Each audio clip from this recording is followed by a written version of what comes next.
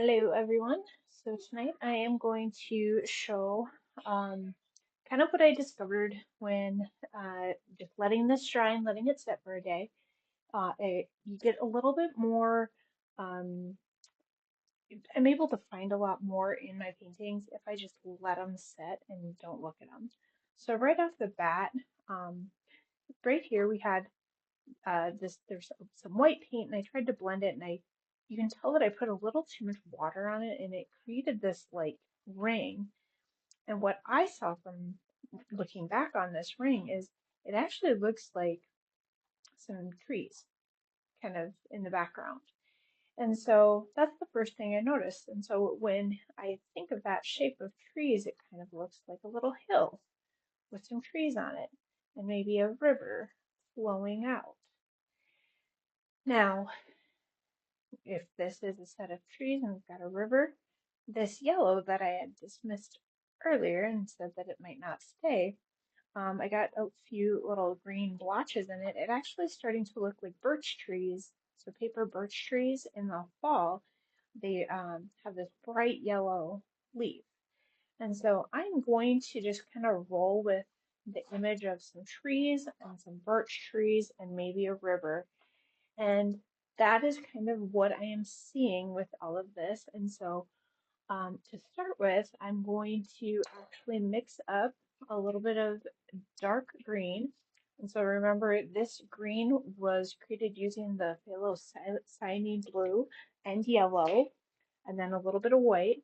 And so I'm going to do the same colors, but I'm going to use, um, instead of maybe a, like a I'm gonna see what I can get just mixing the two colors by themselves. I might add a little hint of black to make it a little bit more like a dark, like a foresty green. And I'm just doing that to create my horizon. So I'm not necessarily looking for exactness. I just kind of want to draw that line because our eyes kind of are drawn towards the horizon anyways. And so the green by itself with just the blue and the yellow is looking good. And so I'm just gonna I'm gonna turn my canvas just because I'm painting this. I'm gonna make just a single line. And so I've got this river here and I don't want to mess with the river. So my horizon is gonna need to stay kind of just above the halfway point. Um, and I'm okay cutting off a little bit of that to make my horizon because the more important piece is trying to get as much of the trees and as much of the river as possible. So I'm just going to kind of draw a nice straight horizon line. It's going to go all the way across my painting, and that is just for reference. So then as I go forward, this is kind of going to be my sky, and this will be kind of the ground. And so from here, I am going to now that I have this green on my brush, I'm going to kind of create a little bit of kind of uh, base for this forest that I am seeing. And again, I've got plenty of paint on my brush. I don't want to be wasteful, but just going to kind of create a little bit of that base. This is not necessarily going to stay here, but I just wanted to have something that kind of reminds me of this tree in the background. Now, uh, as I'm going forward, I also noticed that down past the horizon, so this is clearly going to be some grassy area, maybe under the horizon, and I am going to want to color this in. So using this roughly the same shade of um, green, so I'm going to add some white to my existing, and I'm just going to fill this in. And I'm gonna keep it pretty watered down because I don't actually know what it's gonna turn out like.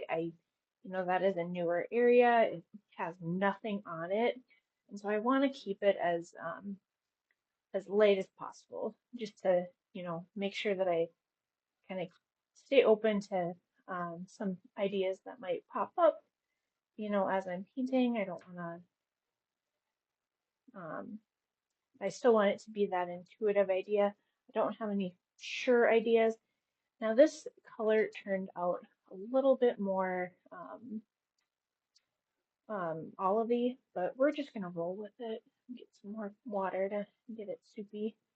And I'm just gonna kind of, so you can see right off the bat, it's kind of a different shade, but I'm gonna just fill in up to that horizon line just to give myself essentially the ground and nothing more. And I kind of like the idea of honoring this kind of lighter green. And I'm actually gonna use that as an opportunity to kind of add some shading in here. And I don't have to use this brush stroke. I could have easily used a different brush stroke, but I think I'm gonna add just a hint more white to this to make it just a little bit more of a different tone and just to keep that a little bit different than what we had before. And just add a little bit more character. We don't know what that's going to turn into, but just kind of honoring some of those little differences that we saw. Kind of go right up to that white. And the white, again, not sure what that's going to be. I'm going to leave it, but I'm going to kind of go back in and forth and blend just a little. That's going to create some of that depth.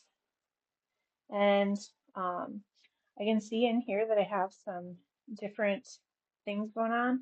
I do like the idea of this being a shoreline, so I'm going to add just a little bit of um, green up here to, again, kind of create that shoreline. And you can see I went over the horizon a little bit. That's not a huge deal. But I want to kind of get as much of this green on here as possible. And once again, there's stuff on my brushes. So a little bit down here, just kind of creating that shoreline and the grass. And I got a little bit of white up there, a little bit that showed up here. For the most part, that does look like grass. And as I'm doing this, I am seeing kind of a prairie showing up. So I'm going to go through and I'm going to get rid of these, but I'm going to add just a hint more yellow to this very light green. And I'm talking the tiniest bit to make it, to give it kind of more of that prairie grass color. And again, just to distinguish from the existing stuff that we've got going on here. So yeah, just another different shade of green. And yeah, I like that a lot.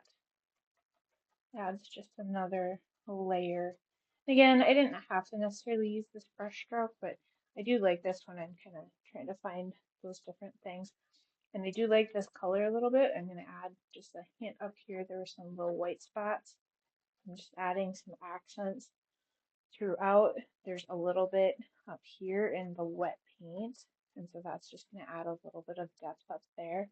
And it's just adding like little pieces. So you've kind of got it starting to take place or shape. So you can see that like maybe there are some trees here. This is probably going to turn into a nice little hill. We've got the river going on, and then we've got something that looks sort of like a prairie. However, in order to have this hill and trees, we do need to have a backdrop for all of that, and that is going to be our sky. Now I used the two different colors of blue here. So I've got, this is the phthalocyanine, that more of the tealish blue, and then this is the ultramarine.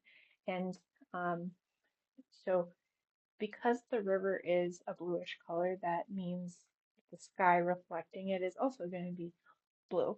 When I think of birch trees in the fall, when they're changing color, I actually think of the skies being gray and they really stand out. However, seeing this bright blue river I think I'm going to go with a brighter blue sky. And so this is going to need quite a bit of white to get this more of a palish blue. And I'm going to start just honestly, I'd like to kind of honor what the sky is doing here. We've kind of got some like white and green going on here, so that indicates that the sky is actually lighter over here, and then maybe the yellow could represent maybe a darker blue. So I'm going to start with this lighter blue, and I'm going to mix up some ultramarine blue, and I'm going to just see what colors I get from that, and see if I can find a shade of blue. Got quite a bit of green on my brush, so I'm actually going to just switch to a different brush. The brushes are pretty easy to clean, so see if I can get the blue. I've got kind of a lighter blue. I'm actually going to make it even lighter just because I do think that I've got kind of a robin's egg blue. I just want to make it see if we can get it a little bit lighter. Um,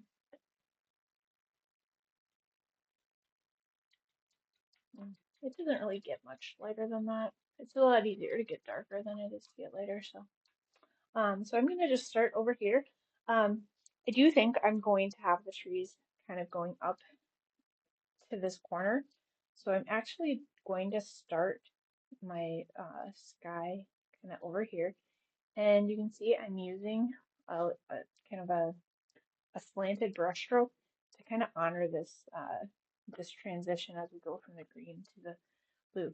Now in nature, the sky doesn't usually slant like that, but um, this is one of those, art creative licenses that we're going to take with making the sky just a little bit slanty. That looks very nice, and the sky is going to be it's kind of, I don't want to say permanent, but the sky is going to be in our background. So I am applying this quite a bit thicker than I've been applying some of this with the water and the dabbing and everything, and that softer brush stroke. And so just with this, I'm being a little bit more generous with the paint because I know that that's going to be permanent. It's going to be in the background, and we want it to stay nice and thick, and we don't want to go back to it. And so now that I've gotten that lighter shade of blue, I do want to get more of a darker shade of blue, and kind of about halfway between. So and this is going on pretty thick, so I'm gonna keep adding just enough water to essentially get it to get onto the canvas. And that's really it. I'm not necessarily watering it down to thin out the paint. I'm watering it down so that it slides on the canvas. And you can see how there's this huge, huge line between the darker and the lighter shade. And so what I'm going to do there is I'm actually going to get my brush pretty wet, and I'm going to just kind of start blending those two together and kind of just go back and forth so that it kind of creates this seamless transition between the light and the dark. And you can't really, in theory, you can't really tell where the light begins and the dark ends. Get some of those dark streaks in there, and then get a few of those lighter streaks into the dark. And that makes it look a little bit more realistic. All right, so now I do need to make this a little bit darker as we go into the trees, but not too much because for the most part they are going to be covered up. So again, don't want to be wasteful of the paint, but we also want to kind of thin these out. So when we look at birch trees, the leaves are pretty small. So they're going to be very scattered. And so we're going to actually need to cover up quite a bit of this yellow, um, just because of the way that the birch leaves are going to look. But what I'm going to do with that is I'm going to actually do kind of that fluffy brush stroke inside the yellow and see if we can get something that looks kind of like the sky. So again, I am gonna create at least just one line here that covers up the yellow to get that blended effect, because I do want to make sure that the sky, this part of the sky, and you can see right off the bat that the yellow with that bright blue, that's gonna contrast those yellow leaves really nicely. And so I just want to get at least a little bit of blue on the canvas before I start hiding some of that yellow. And I don't want to hide too much. I want to try to keep as many of those leaves in place as possible. And this is where I'm going to just get my brush nice and wet and kind of go back and forth in between those two blues and just blend them a little bit into each other.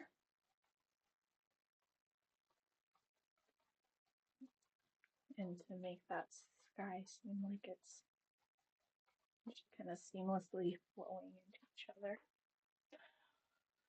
All right, so now into the trickier part is, so one thing I could do, I know where this yellow is. I could just paint it over with blue and then add yellow on top of it. I would like to honor this as an intuitive painting, and so I'm just going to go in here and just add the blue only where it goes. It's going to be covered up with leaves anyways, so that's okay. And I did add a little bit too much water, so it is getting a little bit runny. I'm going to dry off my brush a little, see if that'll help. So I'm just going to add this. And so again, this guy should be a little bit more thicker than this paint, but apparently the paint fairies aren't agreeing with my choice of how I did my paint. I am going to go in and just add, like I said, that softer brush stroke. We're just going to kind of like see if we can make this look somewhat like trees, tree branches. It might not, it might. This is me experimenting with painting. I'm just going to add some more of those. This is where I want those tree brushes to be. Does not look at all. It looks like it does not look at all like what I wanted. But that's okay. I am going to add a little bit more of this to see if that will create more of that sky. I'm just basically going to where those blue patches were and see if that will create more of that tree look. It's better. I'm going to leave it. This is one of those places where I don't like the way it looks. I know what I need to put there, but I want to. I kind of want to let it dry and let it figure itself out later. So we've got our little stand of trees here. I don't want to mess with this border until the blue paint dries. We've got the birch tree stand that's going to go there. That, again, we don't want to mess with until it dries. And then this, we don't know what it's going to do yet. But I do have this river that's dry, and the river honestly looks fine just the way it is. The only change that I might make to this is I might darken up this edge. This creates a nice clear border, but this paint is still wet. And I might create a like an island or a spit of land here to show like that the river has boundaries to it. So we'll see, we'll play with that in the future. I would say that this, like this right here, I know does not have acrylic or it doesn't have acrylic on it, and I can use that same sky blue. And I might just add a little bit of the green to it, just just for fun, honestly, to make it slightly different than what we already have. And so I'm just going to basically add just a little bit more of another color into our river. And that just adds a little bit more depth, movement. This brush stroke really is working well for creating a moving river. That color looks good with the rest of the colors, a little bit of green. We've got this white spot in the middle. That to me, when I see that, I see like a rock that the river is channeling around or a sandbar that it is channeling around. Around here, we've got some pretty shallow rivers right now. So that could be a sandbar, it could be anything. But like I said, up here, this part I don't want to mess with just because I could see this becoming a spit up land, and so I don't want to mess with that. Otherwise, I'm going to wait until this dries, and then we'll start with the tree line and maybe some prairie grasses in here. We'll figure out what's going on with this stand of trees, see if we can cover that up a little bit. And that is it for today.